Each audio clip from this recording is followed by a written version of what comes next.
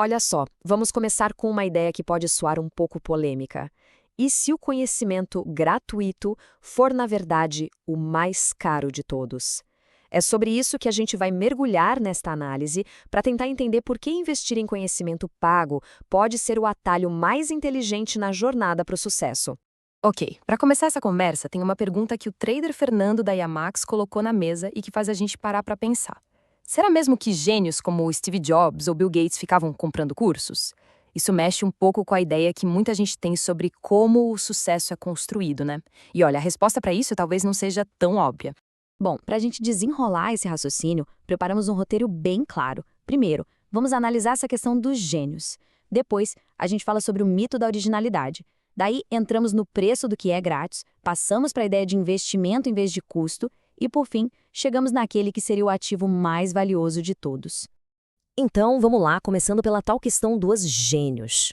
A ideia central aqui, sabe, é que hoje em dia o sucesso talvez não dependa tanto de um diploma formal na parede, mas de algo mais fundamental, que é justamente a busca estratégica por conhecimento.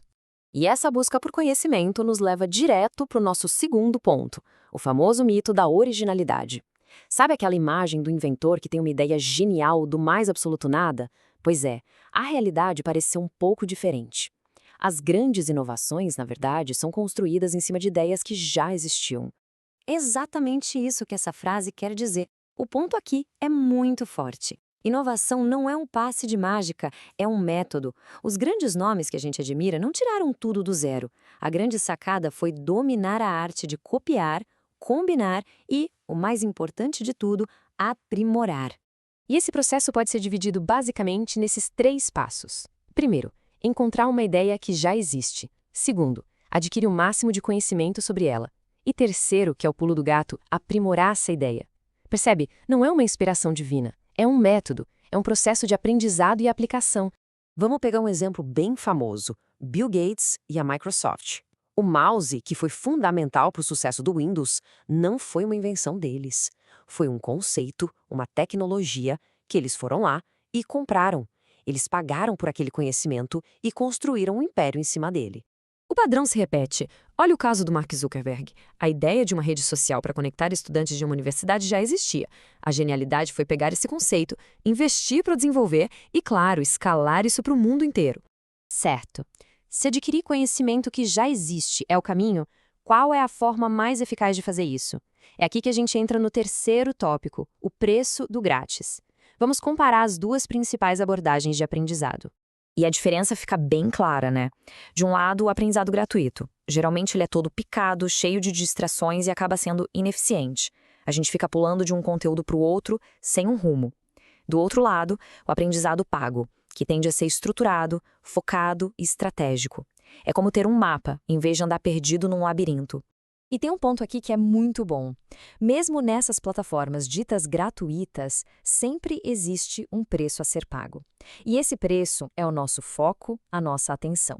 Para se livrar dos anúncios e das distrações, o que a gente faz? Paga uma assinatura premium. Ou seja, a gratuidade raramente é gratuita de verdade. É exatamente por isso que chegamos na parte principal desse argumento. É preciso uma mudança de mentalidade. Parar de ver o aprendizado como um custo e passar a enxergá-lo como um investimento. Pense nesse valor, R$ 700. Para muita gente, olhar para esse número como o preço de um curso pode parecer algo pesado, né? Um gasto significativo. Mas, vamos colocar isso em perspectiva. E aí vem a comparação que muda a perspectiva. Esses mesmos R$ 700, como diz a citação, é o que muita gente gasta numa única saída para um restaurante, numa rodada de pizza com amigos. É um prazer momentâneo contra um ativo que pode ser permanente. A grande virada de chave é essa aqui. É deixar de encarar o conhecimento pago como uma despesa temporária, um dinheiro que foi embora, e passar a ver como a aquisição de um ativo pessoal permanente, algo que se torna parte de quem o adquire. Isso nos leva ao nosso último ponto, que talvez seja o mais profundo de todos. Afinal, qual é a verdadeira natureza desse ativo? O que é essa coisa que, uma vez adquirida, ninguém pode tomar? A definição é direta. Estamos falando do conhecimento adquirido. E o que ele é? O único ativo que nunca, jamais pode ser tirado de alguém. Dinheiro, bens materiais, tudo isso pode ir embora. O conhecimento, não. O lucro e o sucesso, quando vem, são apenas uma consequência. E olha que interessante essa forma de pensar. Mesmo um curso que pareceu fracassado, que não deu o retorno financeiro que se esperava, ele adicionou algo. Todo aprendizado vira um ativo. Por isso, o objetivo principal deveria ser a aquisição do conhecimento em si. O sucesso financeiro é só uma consequência disso tudo. E para fechar, essa frase resume perfeitamente a ideia. Fica a reflexão, né? No fim do dia, onde estamos investindo nosso tempo e nosso dinheiro? Em coisas que são passageiras ou no único ativo que ninguém nunca vai poder tirar da gente?